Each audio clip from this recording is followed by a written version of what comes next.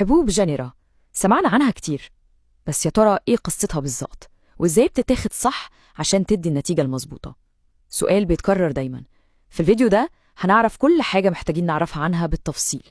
يلا بينا ندخل في الموضوع على طول ونفهم قصة حبوب جنيرا في دليل سريع وبسيط. أول حاجة وقبل أي كلام خلونا نعرف بالظبط إيه هي حبوب جنيرا دي أصلاً وبتتكون من إيه؟ بصوا ببساطة كده، جينيرا دي واحدة من أشهر حبوب منع الحمل وبنسميها مركبة. طب مركبة ليه؟ عشان فيها هرمونين بيشتغلوا مع بعض كأنهم فريق واحد، وهم إفينيل استراديول والجيستودين. الفريق ده بقى وظيفته إنه يبعت إشارة للجسم ويقول له لو سمحت مفيش تبويض الشهر ده، ولما التبويض بيقف أكيد الحمل مش بيحصل. بسيطة أهي. طيب هل هي بتستخدم لمنع الحمل وبس؟ الإجابة لأ، ليها فوائد واستخدامات تانية مهمة جدا لناس كتير. أكيد طبعا الاستخدام الرئيسي اللي كلنا عارفينه هو منع الحمل، بس كمان الدكاترة بيوصفوها علشان تظبط مواعيد الدورة الشهرية لو كانت ملخبطة شوية. ده غير إنها بتساعد قوي في تخفيف الآلام الشديدة اللي بتيجي معاها. وكمان في ميزة إضافية مش كتير يعرفوها، وهي إنها ممكن تكون حل ممتاز لحالات حب الشباب اللي سببها بيكون لخبطة في الهرمونات. ونيجي بقى لأهم جزء في الموضوع كله واللي بيحدد فعالية الحبوب دي، طريقة الاستخدام. التركيز هنا مهم قوي عشان نضمن أفضل نتيجة. النظام بتاعها سهل ومباشر. الشريط فيه 21 قرص، بيتاخد قرص واحد كل يوم لمدة 21 يوم ورا بعض.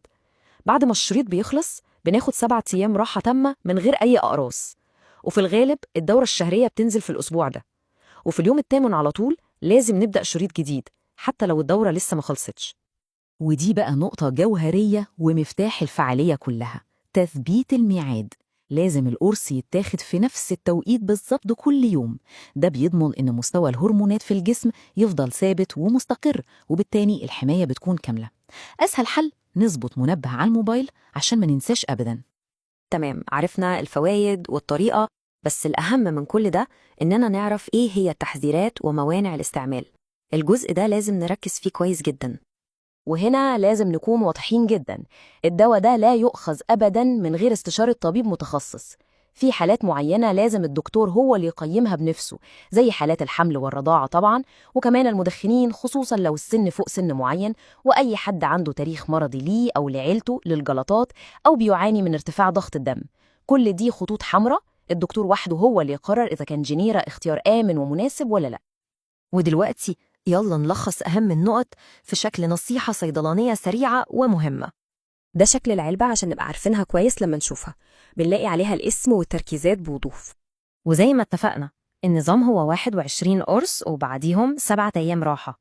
المعلومة البسيطة دي هي أساس الاستخدام الصح والفعال. ودي أهم نصيحة ممكن أقولها النهاردة، النصيحة الذهبية. أرجوكم بلاش نعتمد على تجارب غيرنا أو نصايح صحابنا في الأدوية الهرمونية. كل جسم ليه طبيعته وظروفه الصحية المختلفة، والدكتور وحده هو اللي قادر يحدد الاختيار الأنسب والأكثر أماناً لكل حالة. بكده نكون غطينا أهم الجوانب المتعلقة بحبوب الجنيرا. المعرفة قوة، وخصوصاً في الأمور الصحية. لو لسه في أي أسئلة سيبوها في التعليقات عشان الكل يستفيد.